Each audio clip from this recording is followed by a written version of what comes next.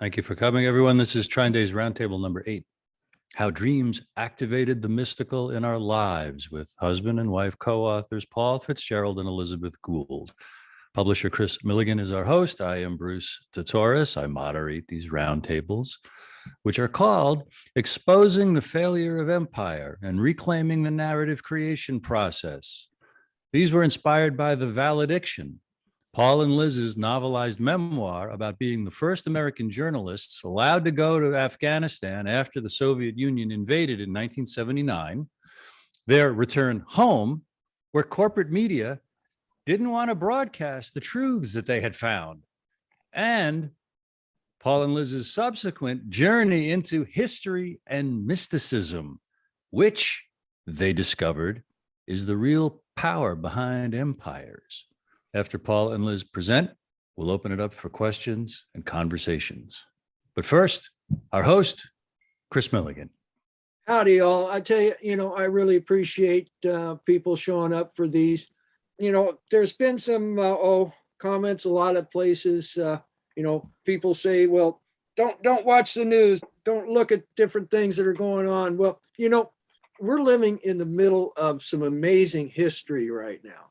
And one thing that my father told me, he says, watch it all, because you'll be amazed at what you find out by watching the, myths and the disinformation. Rather than, being ostriches, I recommend discernment, okay? Because very strong history is going on right now.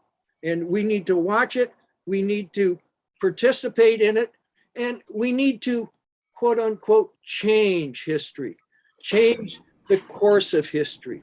And it's not just us here, but this is happening all over. There's lots of dialogue that's going on. And when you have dialogue, you have lots of people that like to affect that dialogue. So you've got lots of agendas going on out there. So just be very, I use a term called caveat lector, which means be aware of what you read.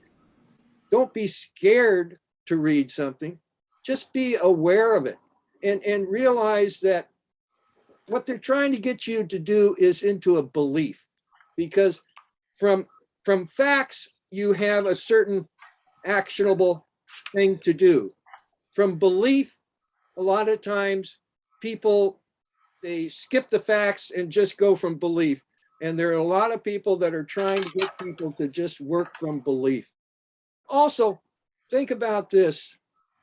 Oliver Stone, who is part of this story, has a Wikipedia page. Paul has a Wikipedia page. Elizabeth doesn't have a Wikipedia page, but she's mentioned on Paul's page. But I, who've published their book and 150 other books, don't have a Wikipedia page. So why is that? Is it because what I do isn't important? Or is it because some people are trying to not have you listen to what it is that I and some of our authors are talking about? We don't have to just willy-nilly go into the future. There are definite signposts about what's going on and what the future entails. I was just really blown away when Paul and Liz first brought me this story, because one thing, it aligned with a lot of the understandings that I had gained after listening to my father, which I didn't understand what he was telling me, okay? But through years of research, years of looking into books, what Paul and Liz are talking about is the reality of the world. Onward. I want to read 2 sentences that, Kris, you emailed earlier. It's a quote from Thomas Paine. I believe it's the beginning of American Crisis. These are the times that try men's souls. The summer soldier and the sunshine patriot will, in this crisis, shrink from the service of his country, but he that stands it now deserves the love and thanks of man and woman. And I'd like to introduce now co-authors, husband and wife, Paul Fitzgerald and Elizabeth Gould. Thank you. And thank you all for being here. We're very happy to see your faces. Thank you, Bruce. And your names too. And Kris, thank you. And thank you for everybody coming today. So welcome to Roundtable number 8. We want to let you get in on things we did over the decades, which was we did follow a path from the politics of Afghanistan to its mystical power, as Bruce just stated.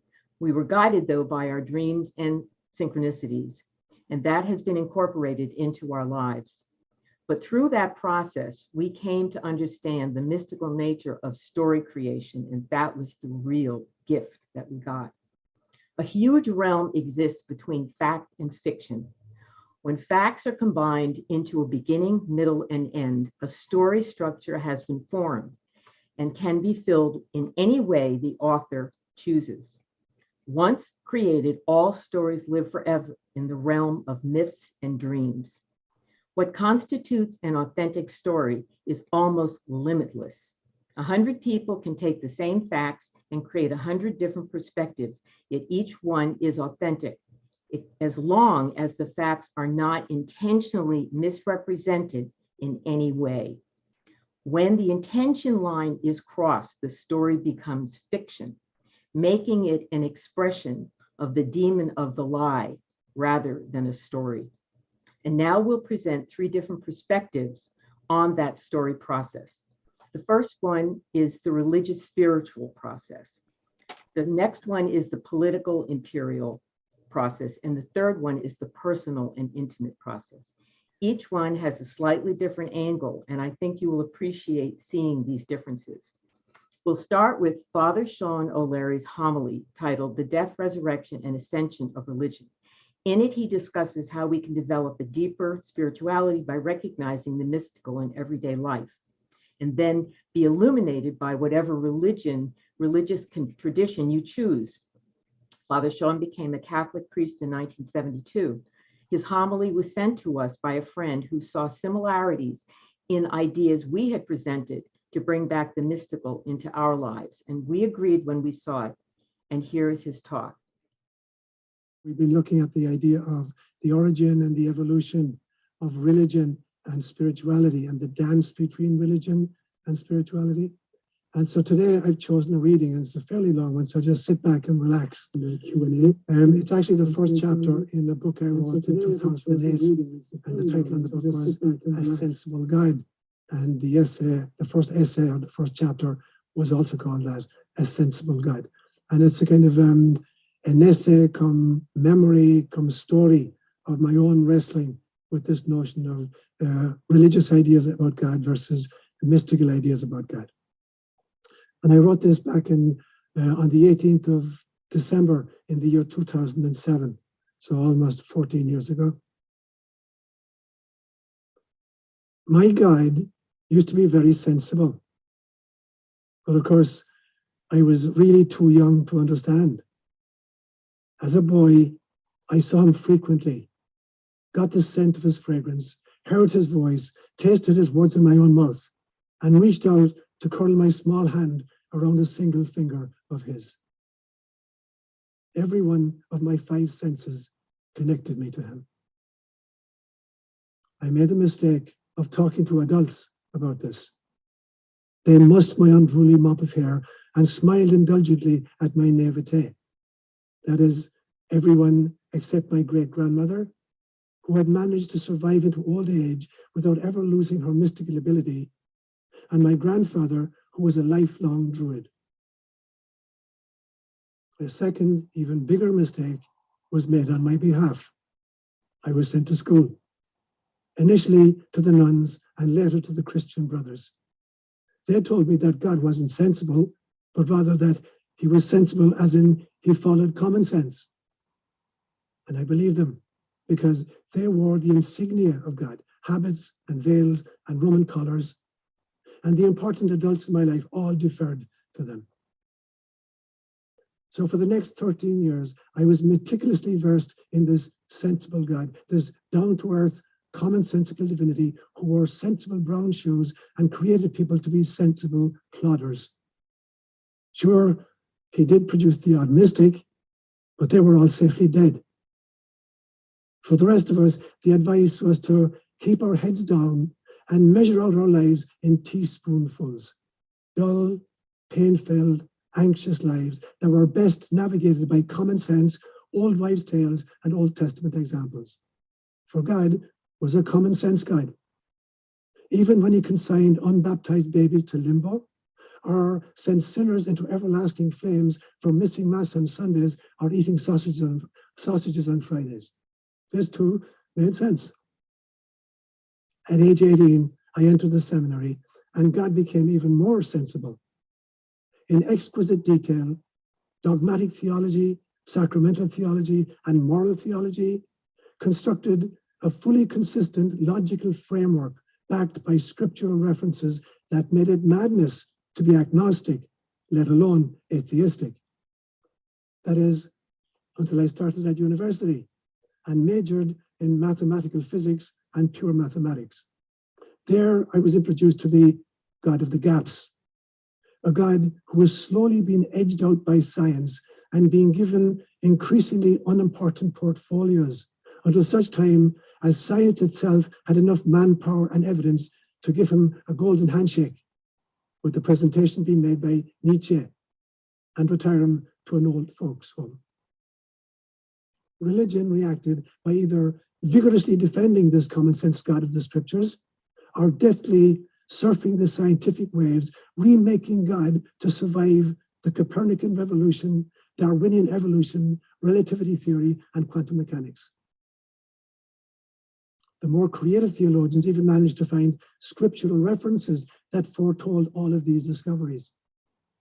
These religious thinkers claimed that God is still really sensible and predicted that real scientists would eventually see the light.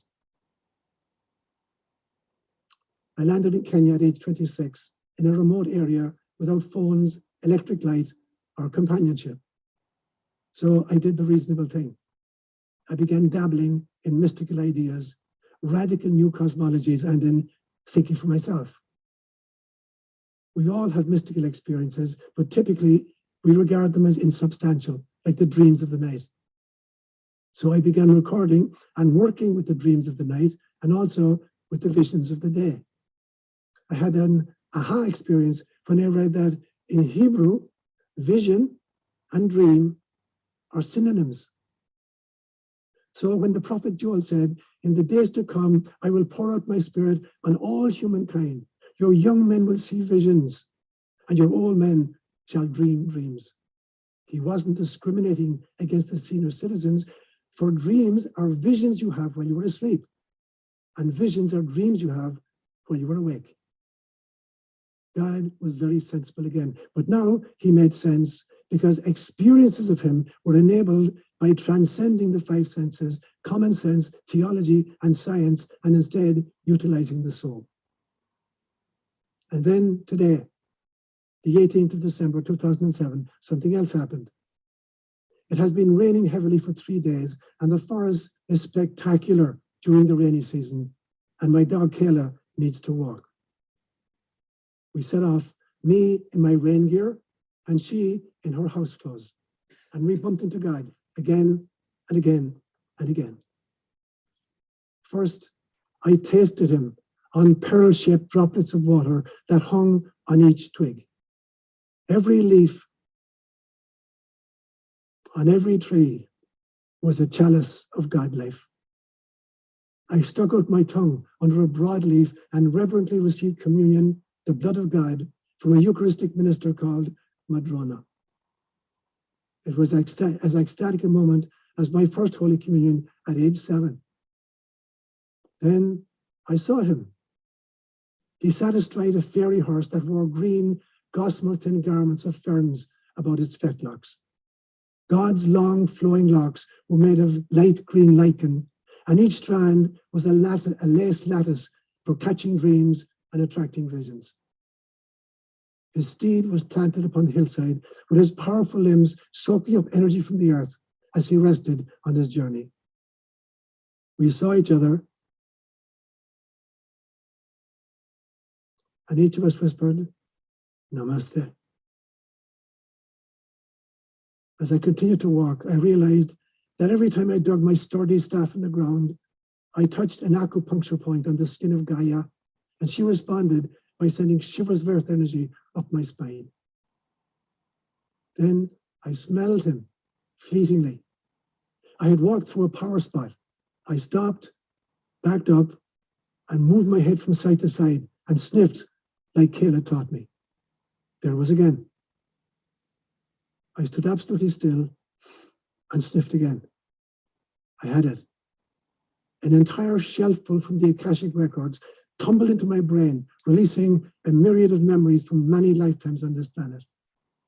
They danced like children, newly reunited with long-lost parents. It was evening before I returned home. All was still in the forest. I listened more silently than ever before, and then I heard it. The sound of the sunset. It resonated in every cell of my body, light vibrating with light. After a few moments, it was utterly quiet again, and then a new song sounded. It was the slow, sensual symphony of the moonrise, a half moon teasingly concealing the left side of her face. This song would last for the entire night.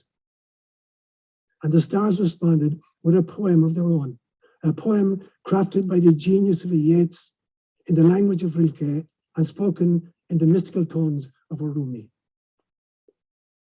Finally, I climbed to the top of my shrine, the place I call Clochan Lav, or the hillock of the oak tree of the avatars.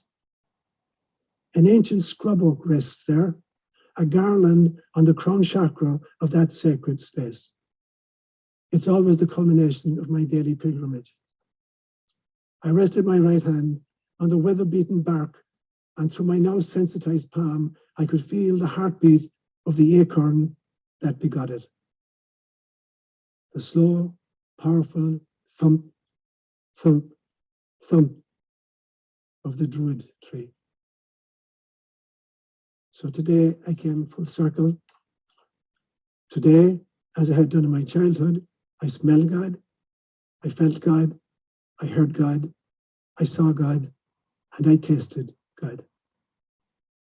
After 61 years in this incarnation, I can say once again, my God is a very sensible God. These are words inspired by God.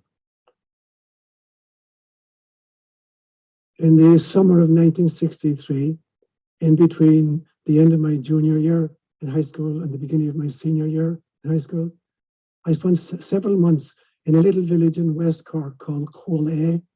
And Gould is a Gaeltacht area, an area in which Gaelic is still the mother tongue. And I spent the summer visiting all of the older people in the village and collecting proverbs from them. And at the end of the summer, I collected 432 proverbs that got published in the school as a little booklet of proverbs. And what I learned then was that stories are the archived wisdom of any culture. You want to go to the wisdom of any culture, listen to their stories, their mythology. And if you want to get the kind of the essential distillation of the stories, go to the proverbs, these extraordinary one-liners. And I always remember one old man whom I was visiting, he said to me, you know what? He said, if Christianity had never come to Ireland, we could live according to the Proverbs. And he was absolutely right. When you learn the Proverbs of any culture, it's the distillation of their wisdom. And every culture has figured out how to be in harmony with God and how to be in harmony with nature. So all of us are storytellers.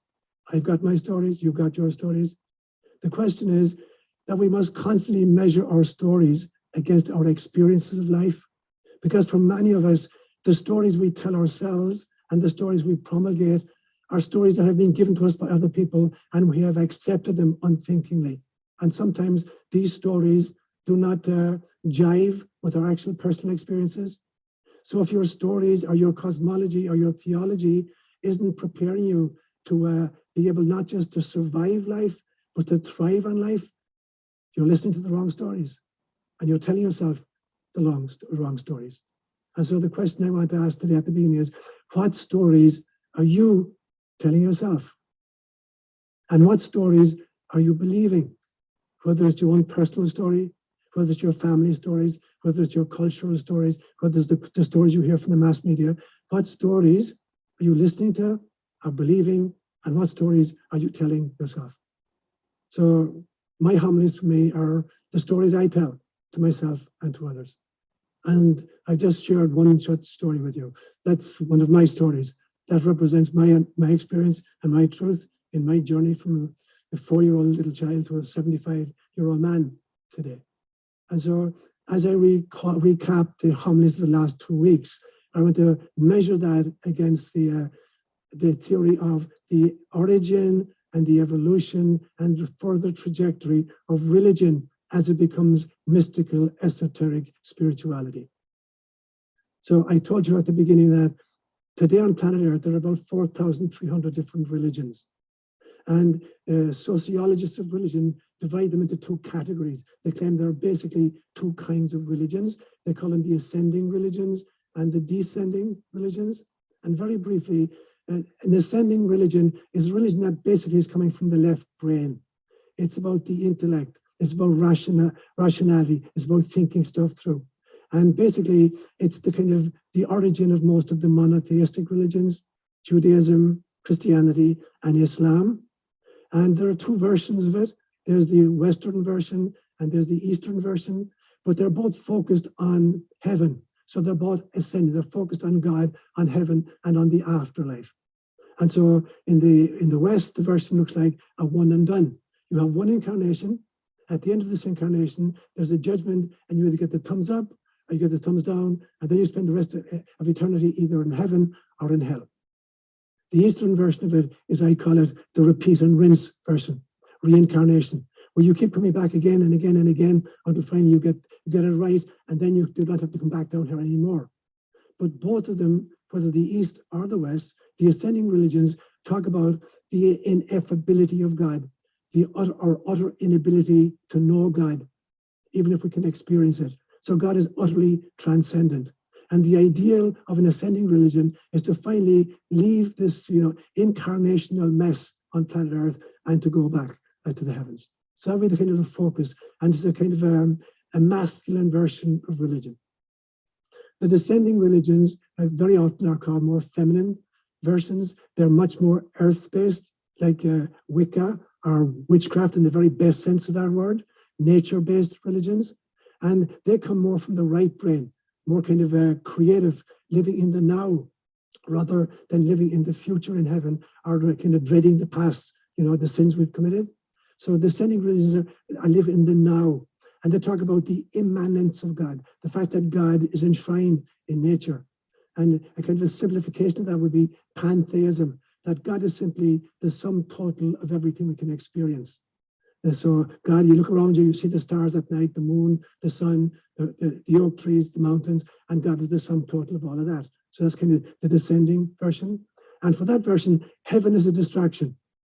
You have no idea if it exists, however, you're going to get there. So you got to focus on the here and now and be present. So that would be the kind of the descending model. So religious sociologists divide all religions, all 4,300, into one of these 2 buckets. I believe that there's a third way, that there's a third kind of religion. And you find that in shamanism particularly, which is the oldest religion on the planet. It goes back at least 40,000 years, and it's found all over the planet and all of the continents.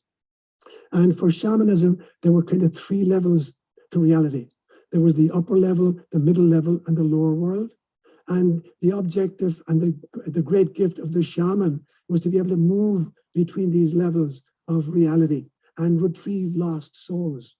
And to do that, they depended on nature and particularly on plant life. And so very many of them used what they called plant medicine, like peyote or ayahuasca. So gifts given to them by God, by nature, and by the flora, particularly, in order to access the other realms, the upper realms and the lower realms as well. And in some senses, this version of religion is like it's like a tree, particularly a deciduous tree. There's a great phrase in the Hebrew for that. It's called Etz Chaim, which means the tree of life. And when you look at a great, great tree, a great big oak tree, if you could see underground, it's almost like a mirror image. that the surface of the earth provides a mirror image. What the tree looks like above the ground and what it looks like below the ground are mirror images of each other. That the root system is spread, goes as wide and as deep as the branches and the leaves go into the sky. And for me, that's kind of the real kind of religion, one which is grounded in the here and now, but is reaching towards the heavens, but they're not disconnected from each other, and they're both feeding each other. Because it's not just that the root system is taking nutrients from the soil and feeding it to the trunk and to the limbs and to the branches and to the twigs and to the leaves. The leaves also, through photosynthesis, are garnishing energy from the sun and transferring it down through the trunk into the root system, and they're feeding the roots. So the roots are feeding the leaves as much as the leaves are feeding the roots. And that's real mystical religion for me. This dance between heaven and hell, heaven and earth, which is not just dependent upon one or the other. And I focused a lot on the Celtic religion as a kind of the Celtic religion is a shamanistic system. And for the Celts, we believed as well in the 3 levels of reality. There's the heavenly realm, which is inhabited by the gods and the goddesses. There's the earthly realm, which is inhabited by the flora and the fauna. And there's the underworld inhabited by the ancestors and by the fairy folk. And for the Celts then, there were 3 orders of priesthood. There was the Ovates, the bards, and the druids. The Ovates were like, they were the wisdom keepers of the future. They kept the wisdom of the future because they were calling us constantly back into alignment with nature. They were prophets. And I've said many times that a prophet is not somebody who foretells the future, but rather somebody who attempts to forestall the future. The prophet is not somebody who can predict the future. The prophet is somebody who's attempting to prevent the future, because the prophet can see very clearly where we're headed by our actions and our behavior and our relationships, and is trying to stop us from making this extraordinary mistake and pull us back into our alignment with God or with nature. And so this was the function of the Ovid for the Celts. Then there were the bards, and the bards were the keepers of the past. They were the historians and the genealogists. They were the poets and the minstrels and the storytellers and the performing artists.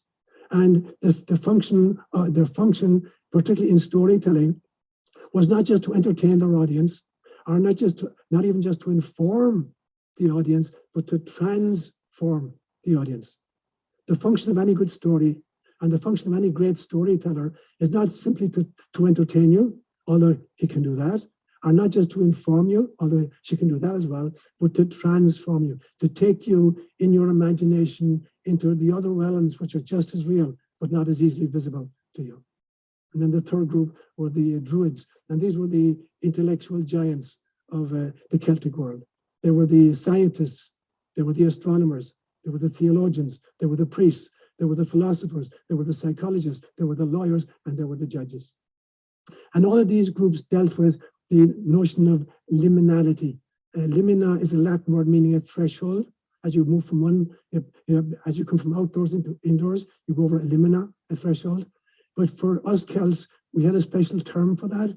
It was called a coil oith, literally a thin place, a place between the veil, between the mystical and the mundane is diaphanous, between the sacred and the secular is diaphanous. So these were entry points into other dimensions.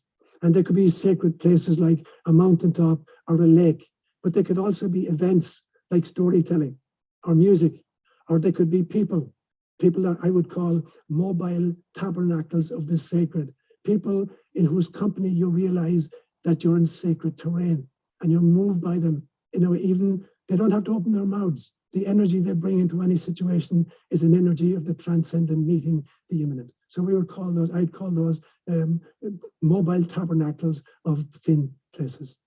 And the most sacred sacrament for us Celts was our respect for nature. And I believe that the goddesses were the archetypes of nature, and the gods are the archetypes of culture. And there's this extraordinary marriage and dance that goes on in the Celtic cosmology between the goddesses and the gods, between nature and culture. That for me is a spirituality that weaves both together, like the tree, mirror imaging above, so below. So that's what I talked about when I talked about this notion of liminality. I went on then to distinguish between religion and spirituality, and to say that, in my opinion, religion is simply the training wheels for spirituality. And I use the example of a little toddler, a little child who's just learning to stand or to walk or to step around. And as long as the child can see mother, it'll begin to explore its environment. It'll crawl out into the hallway or into the sitting room. But as long as when it looks back, it can see mother, it'll keep exploring. But if it can't find mother, it will stop exploring. And so even if mother moves around the house, as long as the child can continue to see mother, it'll keep exploring. And that's the function of religion, is to give us the confidence to explore until finally, as teenagers and adults, we don't need to be in the kitchen, on the apron strings of mother anymore. We're now free to move on. And I give the example of the fact that the difference then between religion and spirituality, where I live, I've got a well which goes down 260 feet, down into the water table, which is fed by waters coming from the Sierras, pristine snow belt. But the area I live in is really geologically very diffuse. So there are lots of different strata. And as the water works its way up to the surface, it's taking on a whole bunch of toxins, lead and iron and zinc and stuff like that. So I have to do a triple, filtration system. I have to turn hard water into soft water. I have to take the toxins out, and I have to kill the bacteria in the tank where I hold the water. And so for me then, religion is to spirituality as the well water at the top is to the water table at the bottom. And so we have to be very, very sure, in order to imbibe or consume religion, we need to filter out, the kind of the theologies and the dogma and sometimes empty ritual and sometimes literalistic interpretations of the great mythologies. And so this great journey in human history has gone from ignorance, where initially we looked around us and we had no idea what end was up, what the stars were, what the sky meant, where we came from, where we go to. And so we went from ignorance to creating many gods. So from ignorance to polytheism, and eventually from polytheism to monotheism, a belief system that there was only one God. But monotheism gets stuck. It gets stuck in a fundamentalist mindset. It gets stuck in dogmatic decrees. It gets stuck in rituals which are merely empty signs. They're no longer creating what they symbolize anymore. We get stuck in the literalist interpretation of the great wisdom traditions articulated in our stories and in our proverbs. We begin to unpack them literally, and then we get lost. So we have to then move into spirituality. But spirituality itself, it's also is something which is moving continually. We have to learn as spiritual people, as distinct from just merely religious people, to learn how to surf the energies and the entities. We need to go trans-spatial. We need to be able to step beyond space.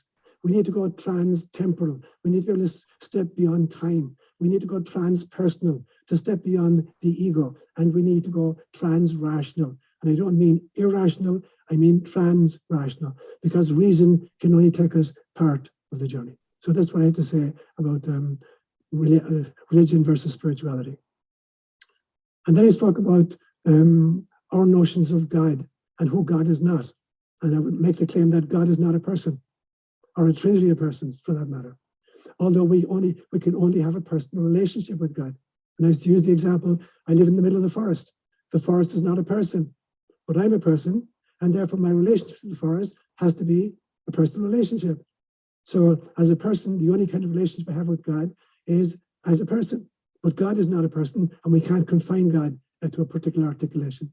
And God is not a lawyer. He's not making decrees, and punishing infractions of these decrees. Although there are cosmic laws, and in the physical universe and in the spiritual universe, the law of karma or the law of gravity. God is not partisan. And so the notion that there's a chosen people, or that outside the Catholic Church there's no redemption, these are ludicrous notions. God is no more partisan than the sunshine is. No matter how many people stand outside in the sunshine, nobody is denied light because there are other people standing somewhere else on planet Earth under the same sun.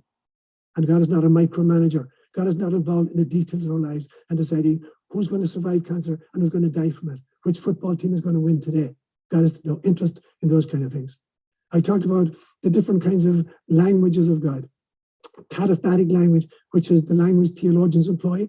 How many angels can dance on the head of a pin? That kind of language. And then there's apophatic language, which is the language of the mystics, which is neti, neti, X. No, God is not X. Y, God is not Y. Z, God is not Z. It's the koan that asks, what did your original face look like before your great-grandparents were born? Or what is the sound of one hand clapping? So there are propositions that have no rational solution because they're trying to back you out of your intellect into your soul so you can experience that which you cannot articulate.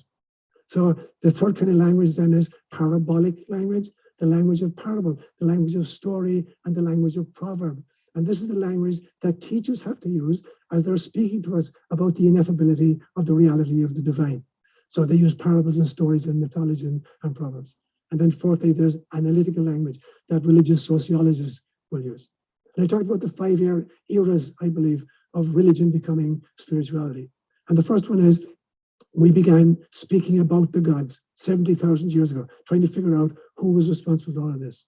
Then secondly, we figured out, we think we figured out who they were. Now we began to have a relationship with them. We began to speak not about the gods, but to the gods, using prayer and ritual. And then the third era was speaking on behalf of the gods. So these were the prophets who purported to speak on behalf of the divine to the rest of us. And then fourthly, with the mystic who spoke as God, because the mystics realized that the only God is real. Nothing exists except God. Everything we experience is simply a word of God made flesh. It's an articulation of the ineffability. And so they speak as God. And then finally, there are the hermits who don't speak at all. They experience God so profoundly that there is no way they can even begin to articulate what the experience looks like. And then finally, I spoke about incarnation as ordination. I say to us every Sunday as I begin Mass that every single one of us is a priest, that our very incarnation ordained us. And I look on the text of Isaiah chapter 6, which I read last week to you, God saying to the seraphim, whom shall I send? Who will go on our behalf? And Isaiah saying, here I am, Lord, send me. That every single one of us stood in front of God and said, here I am, Lord, send me. I'll go down to this little planet in its turmoil. I'll parachute down there and I'll become an agent of evolutionary change into spiritual reality. We fall asleep, every single one of us almost. We're asleep at the wheel. We have no idea who we are, who God is, what our mission is about, what our neighbor is, or what was our purpose in coming down here. So we're struggling with the spacers and the vicissitude of social interactions and forgetting that we volunteered to be here now. So your job when you kind of wake up to that realization is to totally accept your priesthood, to become familiar with thin places, to be able to locate thin places and thin events so that you can be a veil piercer, so that you can help a community to glimpse the mystical reality behind the illusion of the merely physical. And anybody who's awake to that reality is ipso facto a priest. And then there are specific ministries within the priesthood. And there are 4 stages to that. You look at what is the need in my community, that's the first stage. Then you volunteer for it, stage 2. Number 3, you're given the training necessary to fulfill that function. And number 4, you're commissioned by your community to act in that capacity on your estate. And I don't care what the need is, to be a bishop or a lector or a social worker, whatever it is. If there's a need, a volunteer, the training and the commissioning, you're a minister of God. And in forming community then, whether again it's the community of COJ or the community of our culture or the community of our planet, that there are 3 facets that I emphasized again and again and again when I was starting little Christian communities in Kenya between 1972 and 1986. I used 3 Swahili words, kujitegemea, which means self-reliance, kujitumikia, which means self-ministering, and kujienea, which means self-propagating. And so it's about a community needs to be self-reliant. We can't depend on outsiders to meet our needs. And that, I believe, as we move forward over the next 10 years in our country and our world, is going to become more and more important that communities at every level become self-reliant, that they become self-ministering, and that they become self-promoting or propagating, in the sense that they're doing it so well that others are attracted to the model and will attempt to imitate it in their own communities. It's going to become more and more important to be part of communities which are self-reliant, self-ministering, and self-propagating. And finally, I concluded with a new vision I have of, the cross. The old version of the cross, Jesus hanging on a tree, nailed and pierced. For me, that's not the final image of Christ consciousness. Rather, it is that the vertical arm of the cross represents the connection between heaven and earth, between the ascending religions and the descending religions. And the horizontal arm represents the connection between all living beings, what Native American Indians would call all my relations. And then the intersection point is your splink of consciousness. You are holding these two pieces together by your own self-awareness. And last week I talked about a new kind of version of that. I looked at the great story in the book of Genesis of Jacob's ladder, with this stairway connecting heaven to earth. So again, there are angels going up and down that. It's not just one-way traffic. There are people going up and down that. So that would represent the new vertical arm of the cross. And the new horizontal is the journey from Jerusalem to Jericho. In the book of Joshua, we read that about the year 1210 BCE, when Joshua conquered Jericho and the city fell, the people spent the next 200 years conquering the land of Canaan until they finally conquered Jerusalem in the year 1010 BCE, and King David made it his headquarters. So it was a 200-year physical, military conquest. Jesus tells the story, the Good Samaritan, where a man is going in the opposite direction, from Jerusalem down to Jericho, and he's mugged on the road, and a priest sees him and ignores him, and a Levite sees him and ignores him, and then a Samaritan, the enemy of the Israelites, sees him, picks him up, ministers to him, takes him to Jericho, pays the bill, and makes sure he's fine. So this is a journey that starts in Jerusalem and winds up in Jericho. And it's a conquest of spirituality in which nobody is an enemy anymore. And it's a conquest of healing. That for me is the horizontal arm of the cross.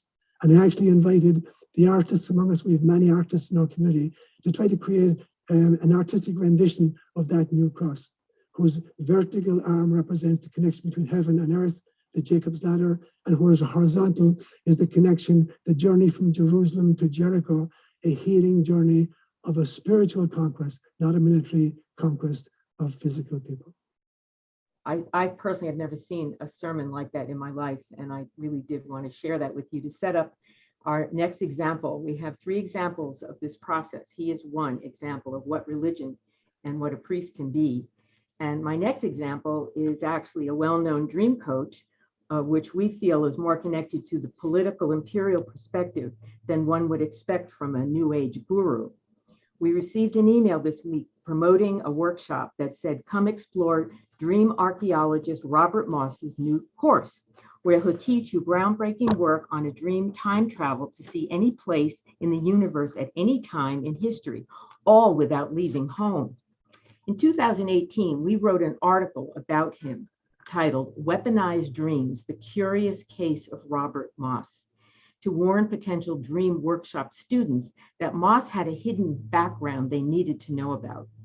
The article starts by saying, after finishing a multi-part series in the history of US propaganda, we got a notice about dream shaman Robert Moss arriving in our email box. Moss now leads workshops at some of the best known New Age institutions. He has played an important part, but he had played an important part in our investigative series, but not as a dream coach offering workshops. The Robert Moss we knew had been a key agent in steering Western democracies into extreme right-wing political candidates and policies. Moss has been described as one of the CIA's main disinformation assets, having contributed to the military takeover of Chile's elected president and overthrown Salvador Allende in 1973. Moss was also known for tutoring Iran's top Savak agent in the last-minute attempt to save the Shah, and it was Moss who propagandized on behalf of South America's apartheid regime. There is no mention on Moss's website that before he turned to dream work, he was a protege of a notorious CIA and MI6 operative, Brian Crozier. Moss left a career as a master propagandist working for Forum World Features, a London-based CIA propaganda news service run by Brian Crozier. Moss's novel, The Spike, co-authored with the editor of the Unification Church Washington Times, Arnaud de Bourggrave, aimed at undermining the credibility of Vietnam-era correspondents like Seymour Hersh by falsely portraying them as KGB agents. Moss withdrew from the world of make-believe threat conjuring in 1987 to write books and run workshops on the power of dreaming. But with his expertise in seeding the collective unconscious with his lies, for political and financial purposes, how can it be assumed that Moss's dream work is about helping people to receive wisdom to improve their lives? Both the CIA and Britain's MI6 were known for their research into the military uses of psychic phenomena. The technique for entering the dream of another person that Moss offers in his workshop were explored long ago by CIA's MK Ultra and Britain's Tavistock Institute. Since the purpose of propaganda is to seed the unconscious with misinformation, what better way to reach the unconscious than through dreams? We now wonder how much of the New Age movement itself may have already been secretly weaponized long before Moss's entry by generations of retired agents.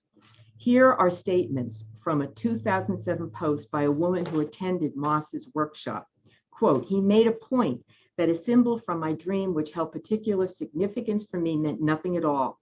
How could it mean nothing at all? It was everywhere in my dream. This is in direct conflict with his repeated statements that the dreamer is the final authority on his own dream, and nobody can tell the dreamer what their dream means.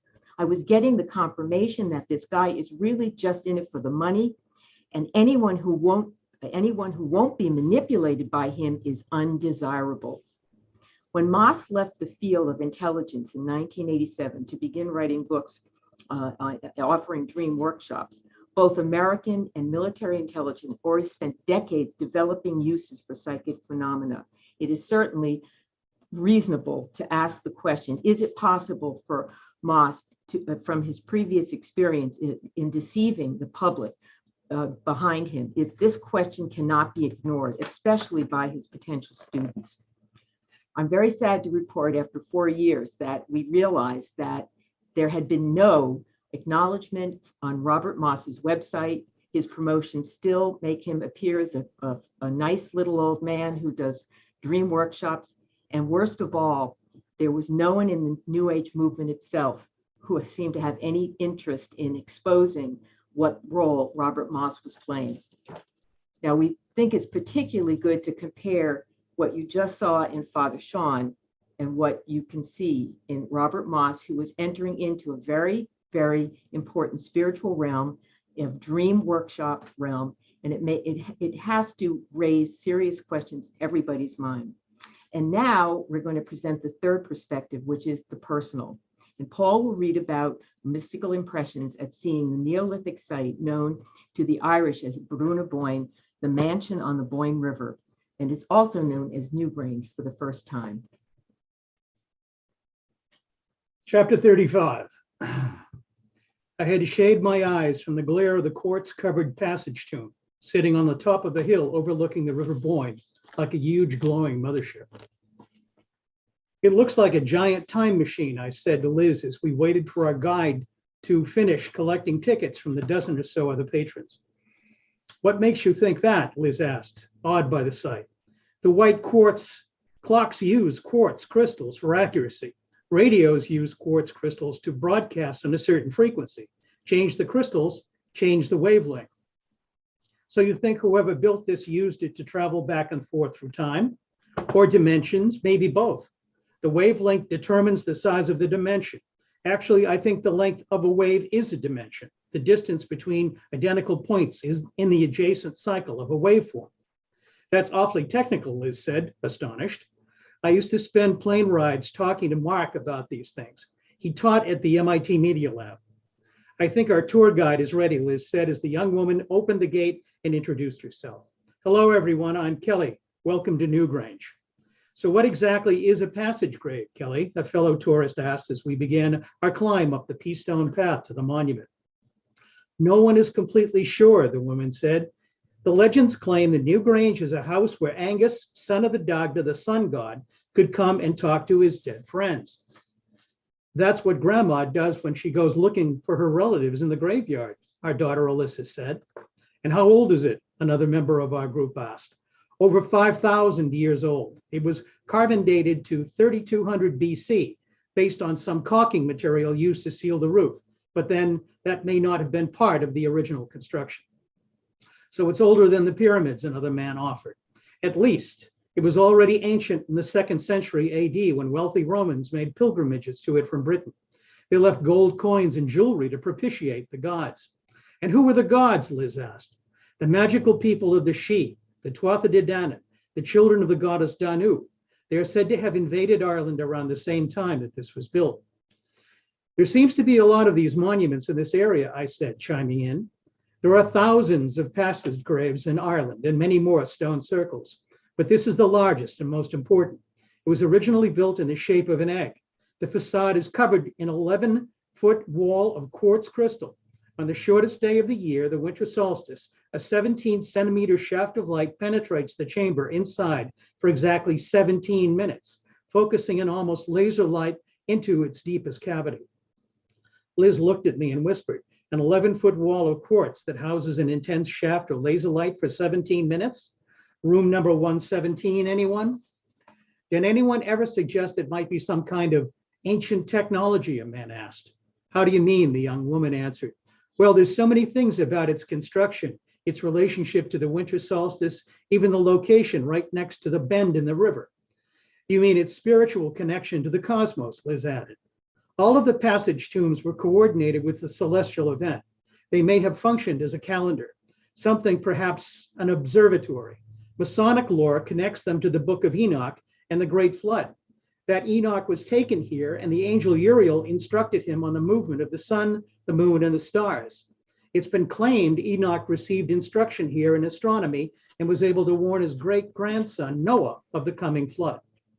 So that's where British Israelism comes in, I found myself muttering, through masonry. Personally, I think it's some kind of ancient telecommunications technology built to receive and display the spirits of the dead. But that's not the official story, of course, the woman said. The legend does suggest that the Mansion of Angus was more than just a burial mound or a mausoleum. It was said to be literally a house where the dead could live and where the living could commune with the spirits of the other world. Sounds like a hologram to me, Liz muttered quietly. Let's go inside, the guide said. This is like being born in reverse, Liz whispered as we hunched down and made our way through the narrow channel into the chamber. And there's the Dagda's bowl, I said as we reached the very back of the crypt. Our guide pointed to the opening over the entrance at the front of the brood.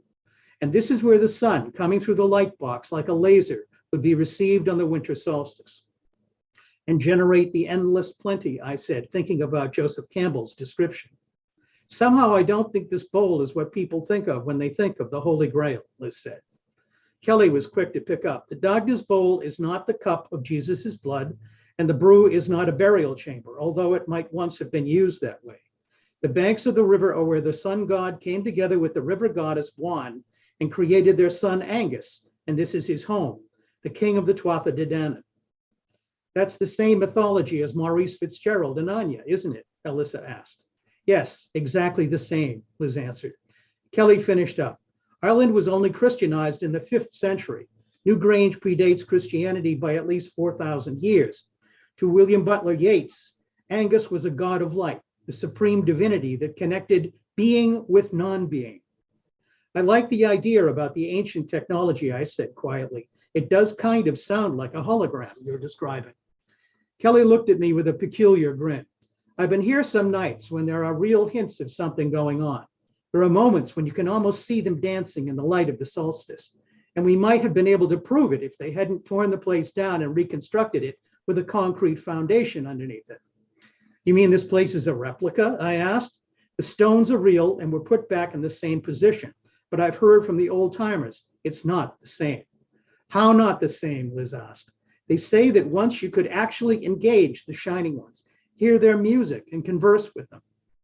Evans Wentz came here at the beginning of the century. He talked to all the elders and discovered the story, she said, revealing an old bound volume of the fairy faith in Celtic countries, from which she read, quote, and even as he spoke, a light began to glow and to pervade the cave, and to obliterate the stone walls and the antique hieroglyphics engraven thereon, and to melt the earthen floor into itself like a fiery sun suddenly uprisen within the world.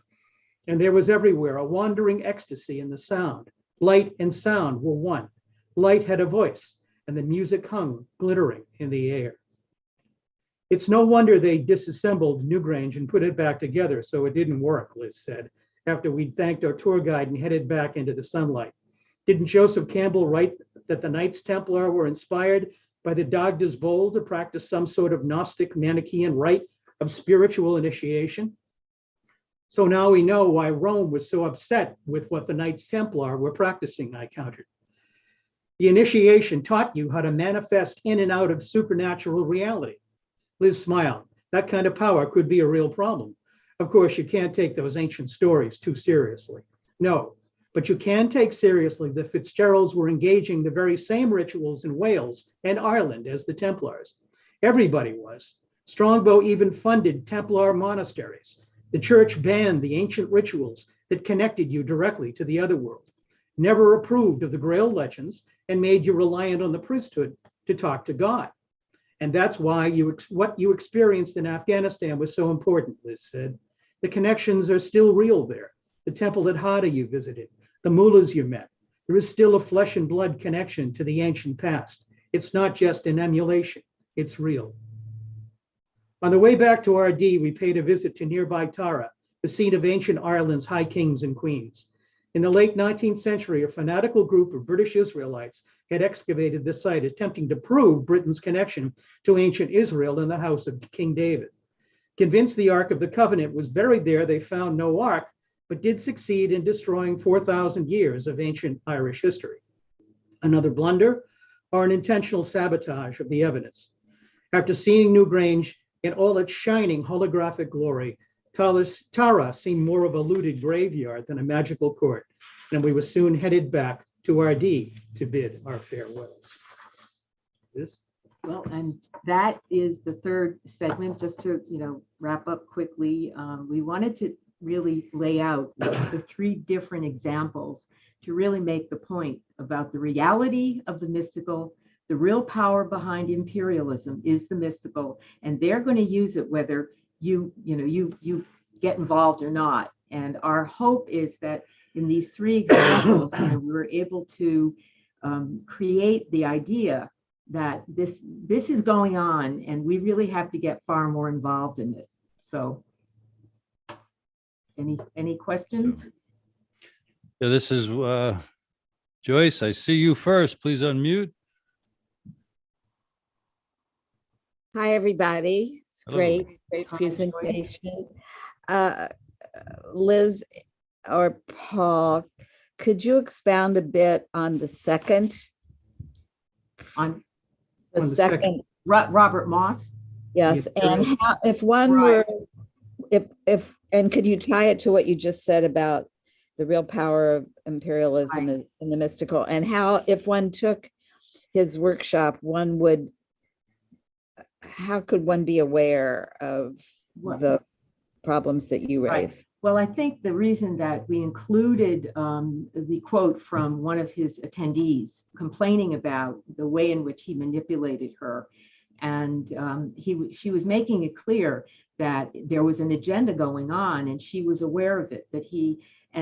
We suspect, and this is clearly a not something that we have ever investigated beyond the Robert Moss story, but that the probability is he's not the only retired CIA agent who has been involved possibly in mind control, MK Ultra, all of that are also running different kinds of workshops that are involved with psychic phenomena. And I think it is an indication that the dream realm, that the realm that Moss is basically educating people in, is actually, he's seeding people probably with certain things, and some people are more susceptible to it than others. And that was the point about this one attendee who realized that she was being pushed around and she didn't like it. In fact, ultimately, they asked her to leave the class. That was part of her quote, which I didn't read.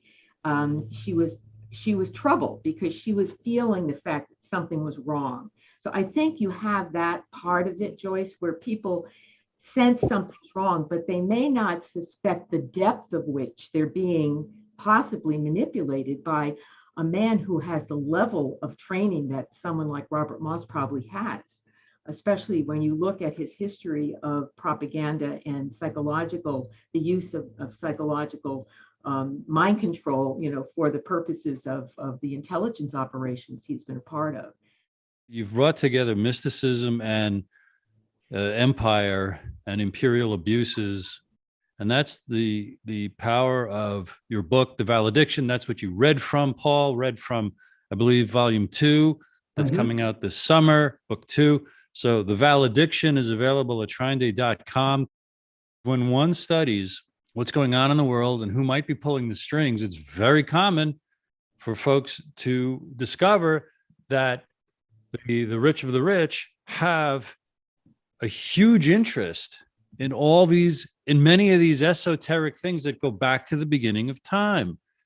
And I'll conclude, my favorite touch point is Think and Grow Rich by Napoleon Hill, which is just another book, just another human being who examined existence. How do you succeed? Just anyone who examines existence, many people come to this point where this is a mystical, magical realm. Thoughts become things. That's my excitement of these roundtables, is to throw a huge rock in the complacent, calm lake of our lives and cause a big splash and say, what was that, Bruce? It's like, well, that's the idea that our thoughts become things. And Liz and Paul are teaching us about the likes of this Robert Moss coming from this intelligence, nefarious propaganda background. Why is he dabbling in it? It certainly implies that we best wake up to how mysticism is involved with the forces that want to exploit the less rich on this planet, because we're living in this kind of a story. Just to yell some thoughts at you. Who's next? Well, I did want to make one quick additional point, though. The reason at the beginning, when I was talking about the creation of an authentic story, I made a point of highlighting what makes a story not authentic is not the way you use your facts, is if you intentionally misrepresent the facts. And Robert Moss is an expert in that. And I think that is what you have to focus on. We can delineate between Father Sean and his sincerity and the depth of his knowledge and the fact that he's a Catholic priest. We know not all Catholic priests are perfect, okay? And we know not all intelligence agents are as devilish and demonic as Robert Moss has been. But the idea that this man now is literally getting inside people's minds and involved with controlling their dreams is very dangerous. He operated at the highest levels too, which is really, he was the go-to guy. Right. He was the guy that wrote Margaret Thatcher's Iron Lady speech. So he was there basically creating the narrative. Right, exactly. Yeah. But Who's got the next? Yeah. Helps you. I think, Joyce, I'd say this to you. I think it's always wise to, be aware of the possibility that you might be dealing with someone who could be dangerous in any of these situations. Thank you. Hi, Ruth. Hi. Wow. I love all this. And I feel like it's so crucial right now to understand what you are pulling the veils off of. And what Bruce was just saying about how powerful we are. And it's so interesting because the religions that have been, they've been suffocating our relationship with our power through fear and through fragmentation of our body and mind, and fragmentation of men and women and men, so that,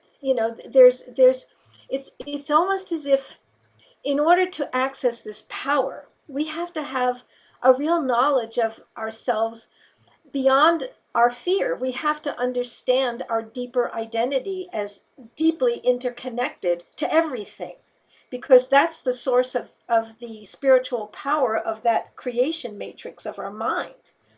And when we are told stories of sin and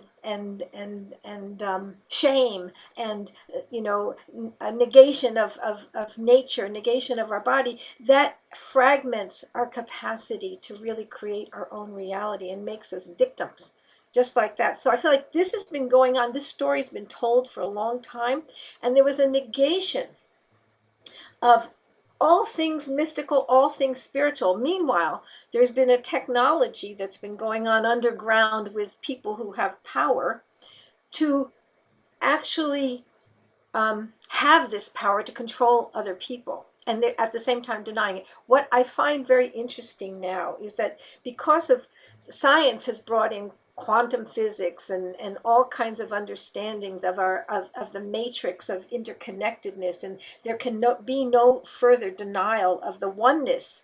But what I find so interesting is how it is being weaponized, because the capacity for psychic phenomena to tune across the world, and actually read what's going on, or read through time. That's been with us all along. But what's going on now is there's a weaponizing of that truth in the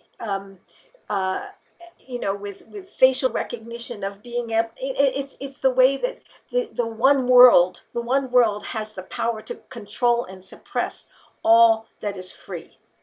And it's like this weaponization that's going on of this power. And I really do feel that it's so strong, and the only thing that is going to create the power we human beings need to is the awareness of our own self-awareness when we're being manipulated, because I do believe that there's an enormous amount of psychic manipulation going on, through all kinds of sources, and also the in being able to create that coherence in ourselves, and understand how to precisely tell the story that we mean to tell, that's based in creating coherence, creating connection, not creating fragmentation and control.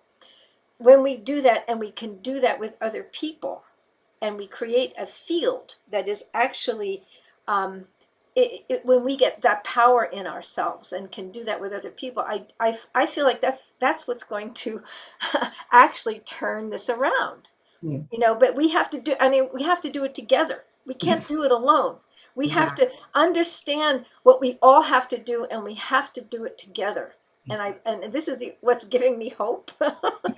What giving me hope is that we can do this. And so what you're talking about, I feel, is medicine, because that shift in consciousness, and the awareness of what story am I telling, what story is affecting me, what story is defining me, how can I change that story or rewrite that story to one in which I am actually creating the wholeness, or stepping into the wholeness of creation that is the truth. Yeah. Well, that's why. Thank you, Ruth. Yeah. Thank you, and that's why I feel it's so important.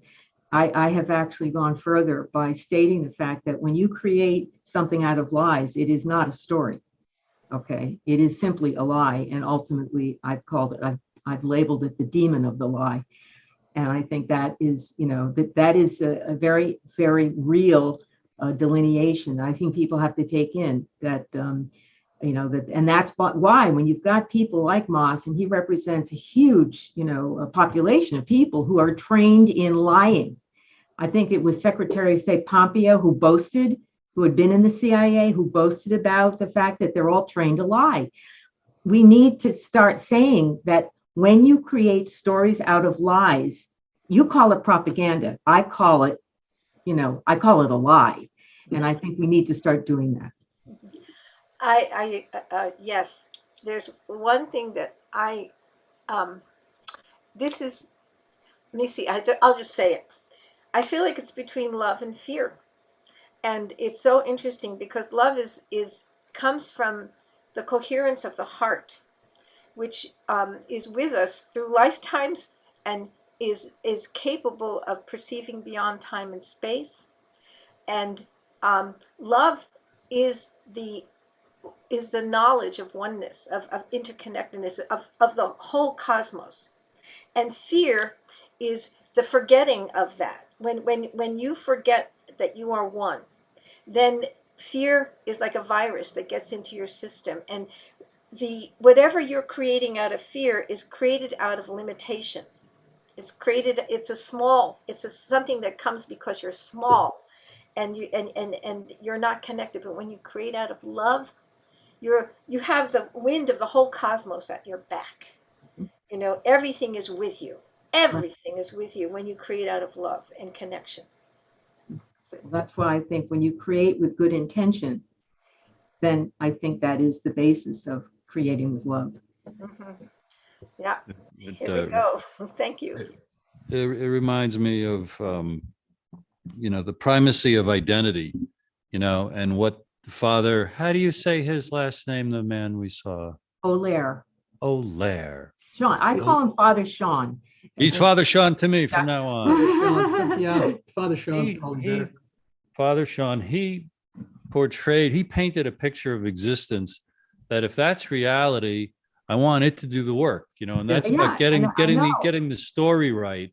The Exactly. story I tell myself about what kind of universe is this, and what am I perceiving, and what's going on, and that talk he gave is worth watching a number of times, because there's so much to unpack in there, because he's claiming what I took from it is this is what humans experience for generations out in nature, handling our own food, raising our own kids, caring for our own sick, burying our own dead, handling life. We could feel the wind, we could hear the birds, Mhm. we could taste mother nature, and got to the point where we realized there are spirits. There's a spirit here, or tons of spirits here, and I'm not alone. Ruth, back to your point, because if we're connected to the whole shebang, everything's okay, and everything's going to kind of come and go, rise and fall the way that it should. If I think I'm cut off from it, that's terrifying, and that's where fear and competition, and I'm going to get you before you get me, and all that nonsense. Yeah. Yeah. And there's the hope. And I look at the faces I can see here, and it's an honor to reach this number of decades, because yes, these are perspectives worth sharing, not only to each other, so we know, wow, I'm not alone in having realized this after so many decades, but this is what I would tell the younger, more afraid version of myself, and all the younger, more afraid versions of humanity that I could hopefully, inspire with conversations like this and books like this. And who's got the next question or comment? Well, I create books. It's one thing I do, because books are very important. They allow, people to take journeys. They allow people to garner understandings. And, this, there's a long journey that mankind has been on, and who knows truly how long it's been, but a lot of it, that we can see, okay, in our looking back 4,000 or 5,000 years, okay, you can see, an evolution, okay, and change that has happened in societies, and they grow, they slough off some bad things, they might bring in some other new bad things, but it's a journey towards hopefully goodness, and learning about how to walk down here on earth, because how many times have there have been quote unquote spiritual teachers have come down and told people, okay, this is it's about love. It's about how you treat your brothers and sisters, okay, and how you treat your Mother Earth. I mean, it's not very hard to understand, okay, but basically we have people that use methods, okay, to shut that down and to control others. And we're in a situation here, we've got wars and things of wars. And personally, I think we're in an apocalyptic times. Apocalyptic. Yes, where major change is happening. Okay, and it's up. I don't think the Space Brothers are going to save us. If like I say, they've sent people down before and they didn't save us. The people killed. So it's up to us. It's up to us to understand, okay, where it is that we're standing on, and to you know, we need to, you know, if we all got out into the streets, okay, would that do something? Would that change something? Okay, what is it that you know we can do to create change? Okay, and personally, I mean, I like our republic. I think that, you know, the founding fathers went through a lot to create this country that we live in, okay, that allowed them to, if they wanted to look at a different religion or look at something, they could do that. If they wanted to, you know, print books about other things, they could do that, okay. And, you know, we had a situation here where my daddy told me, he says, there's these secret societies and they're putting their thumb on the scales, Yeah. okay, to create the world that they want, Right. okay. But it's up to us people, okay, to create the world that we want. And we're the majority. I mean, the real majority. Right. Well, I think they're more in. It's where does quote unquote power come from? Okay, here on this planet. Okay, Mao said it came from the barrel of a gun. Okay, and you can have power from a gun. You know, you can make people dance. You can make them, you know, jump around. But really, you know, the power comes from us people. And is there another way here? Rather, you know, you get people together and you talk and you say, well, what is it you want to do? Okay, what is it you want to do? And we've all been, you know, a lot of us have lived in a democracy and we say, well, you take a vote. Okay. And I know all of us have been on the losing side of a vote. We've been on the winning side of a vote too. But, you know, what is it that you do when you get on the losing side of the vote? Do you just not work towards our common good? You know, because that's what it gets down to, you know, commonwealth, common good, community, common. I have one possibility to offer to you, Kris, as something to think about. When we talk about elections, I think we need to start thinking about not getting 51% of the vote. We need to figure out how to create a political process where you need to get, let's say, 75% of the vote. That would really change, I think, the ability to be so manipulative and so limited, because they say that there's two extremes in population. 30% are the far left, 30% are the far right, 40% in the middle is kind of this, you know, goes back and forth, you know, and they're always getting pulled this way and that way, you know. Well, that works really well when you're dealing with, you know, these meager, you know, they're meager majorities, they're barely majorities. And I think that would help. I think a better thing is just to get the money out of politics. Yeah, that goes along with it. That goes along with it. And have you know, like they do in a lot of countries where, you know, if you want to run for an office, you can run for an office. There's a certain amount of money that's allowed to be spent. You know, I mean, we get caught up here in America, and people use quote unquote our freedom against us. Okay, to say, you know, like, why don't we all have, you know, medicine here? Why don't we all have, you know, a good healthcare system here in the United States? Because people have used an argument, well, that's socialized medicine, we can't have that, and then have created enough consternation that it didn't happen. Yeah. It's not because the people didn't want it to happen. It's because, you know, like people that want to control things by creating consternation, then they, you know, and I'll have to disagree with you on your numbers, because generally most numbers show that the far right is much smaller than the progressive left. Okay, that's one reason. I mean, because if you read books, you'll see where these people on the right said, hey, you know, we've got to put a bunch of money in there to create to do this.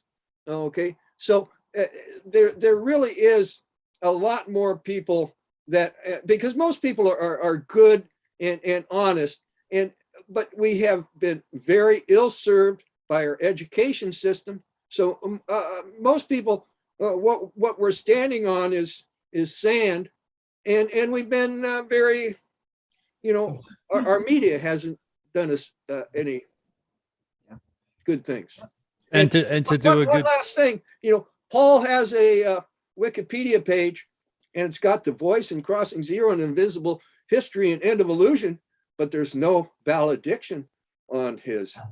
We have no We can't- expertise in updating the page. We can't do It that. was We're set not, up we're not for us. allowed to do that ourselves. Yeah, we didn't, we messed And up. Maybe you- one of our, maybe one of our loyal fans could do it. We messed up when we tried to update And- the page. as your loyal moderator, I want to ask Joyce to tell us or ask us what you care to share. Well, this conversation catalyzes something I've been thinking about recently. Probably everyone on this call is in the business, quote unquote, of consciousness raising, whether publishing books or writing books, reporting activism. And look at how long we've been doing this and how many of us there are, and things still seem so bleak. I'm very hopeful. Well, okay.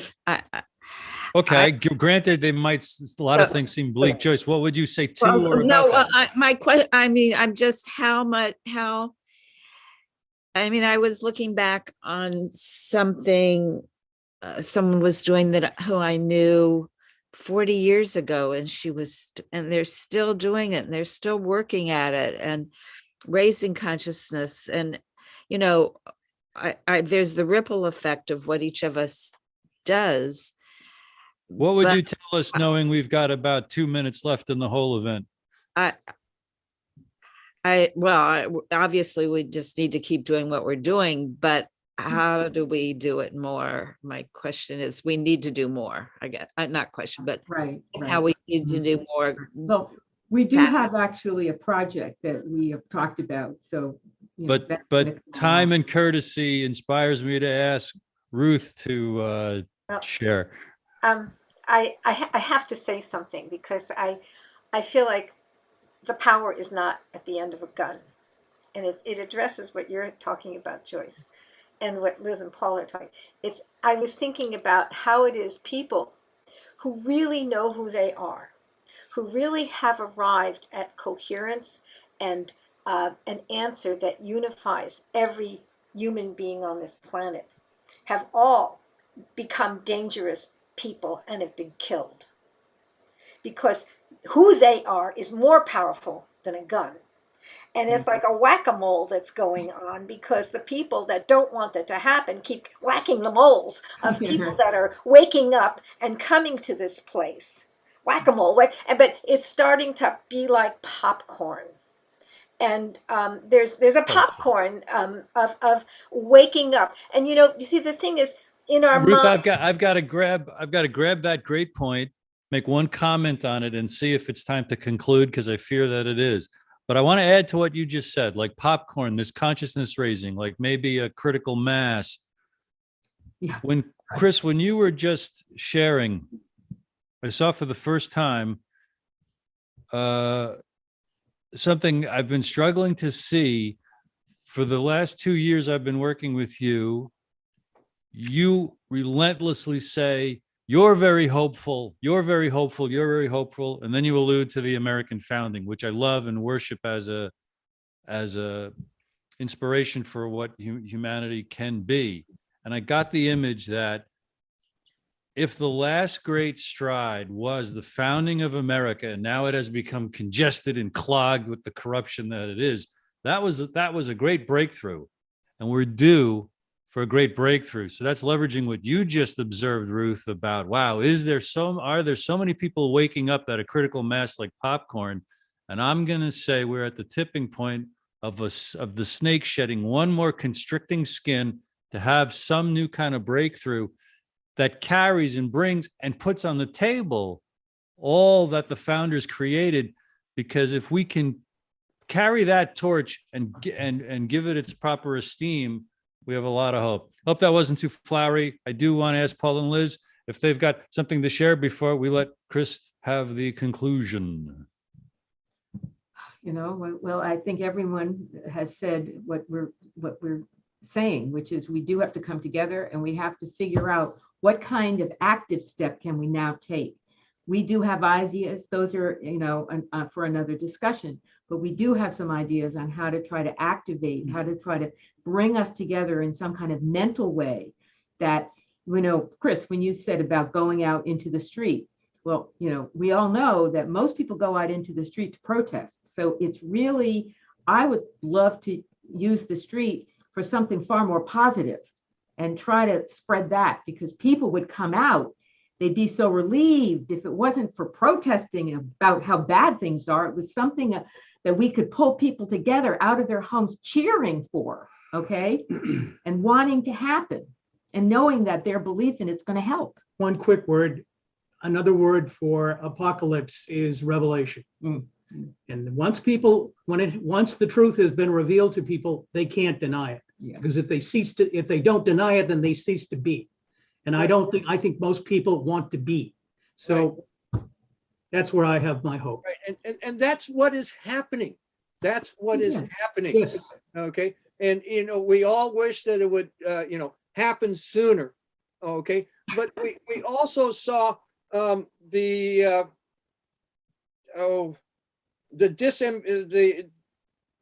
dissolvement, okay, that happened by having a quote unquote Trump presidency. Okay, what that brought out of the woodwork and different things. And you know, once you show people perfidy, they start to understand what the perfidy is. And so yes, I really see that, you know, again, the internet has brought so much to bear, and we haven't even seen all the changes that the internet has brought. Okay, and you see that the people in the shadows, the internet, you know, they can't control it, and you know, and they can't do without it either.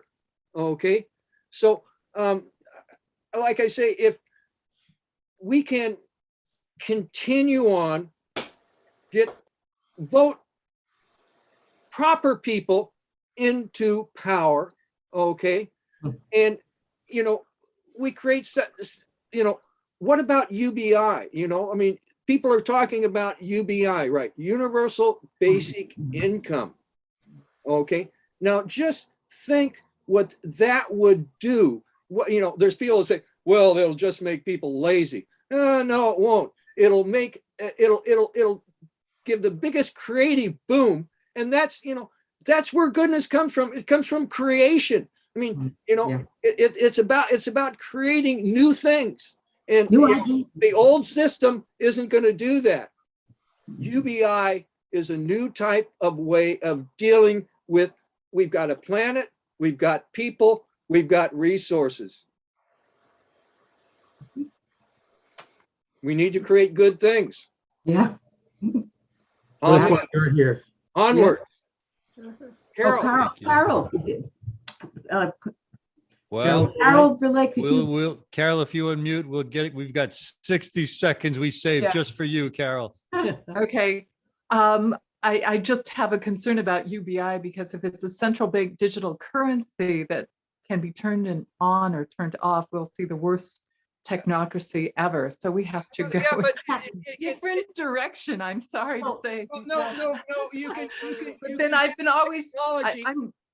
I'm for the gift economy. Look, I I love think, economy, Well, which I Carol, think is the most powerful one. all right. I think, Carol, my recommendation is before we can do anything, we've got to get positive, good, clean thinking people into all these positions of power to help us get the things we want. The people who would misuse the power are like Robert Moss type people. Okay. We've got to, you know, move them out. We've got to get, you know, the right people in. So that's part of it. Again, The misuse of technology is because the people who are in power misuse it. right. and this is a false dialectic. This is a false dialectic saying, well, we can't do that because these people are going to happen. Okay. I mean, you've got people that don't have money now, and it's not because somebody shut it down. Okay. Yeah. And again, if you have the proper fail-safe devices in place, okay, UBI, I mean, it will work very, very. A gift economy, you're relying on somebody else to do something. This roundtable has the proper fail-safe mechanism, and that's me. Thanking everyone for I have coming. to say one thing. I have to say one thing, and because it's short. Paul, you said revelation, and all of a sudden I understood what the revelation is for me. It's the waking up of every single person to your own sacred divinity. That's the revelation. That's it. That's That's all I have to say. Exactly. Amen. And once you do that, the Robert Mosses will just slough off. They That's won't right. have any effect on you at I all. won't even notice them anymore. Speaking of sloughing off, Onward. Thank you all so Thank much you. for coming.